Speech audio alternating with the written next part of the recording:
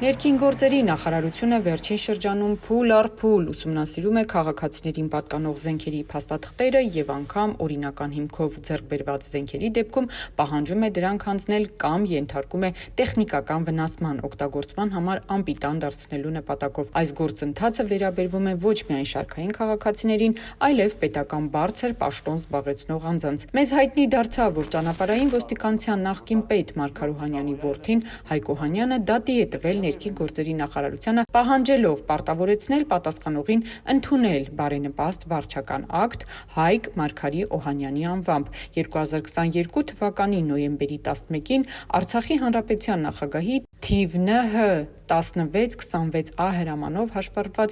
Բերետտա մոդելի զենքը կրելու եւ պահելու թույլտվության վերաբերյալ։ Նշենք, որ զենքի մասին 1998 թվականի հուլիսի 3-ին ՀՕ 246 օրենքի 20-րդ հոդվածով սահմանված կարգով զենքով պարգևատրված անձինք մինչև 2025 թվականի հունիսի 1-ը պարտավոր են Հայաստանի Հանրապետության ներքին գործերի նախարարությանը ներկայացնել տվյալ անձի մոտ զենքի տիրապետումը խոչընդոտող հիվանդությունների եւ վիճակների բացակայությունը հավաստող բժշկական փաստաթղթեր եւ զենքի հետ կապված եւ անվտանգության կանոնների իմացության տեսական եւ գործնական քննություններ հանձնելու մասին փաստաթուղթը։ Սահմանված փաստաթղթերը չներկայացնելու դեպքում զենքը Հայաստանի Հանրապետության ներքին գործերի նախարարության ոստիկանությունը մալում է եւ վերադարձնում տիրոջը։ Եվ ահա նրանք, ովքեր այս գործընթացը չեն իրականացրել, հայտնվել են ներքին գործերի նախարարության տեսադաշտում։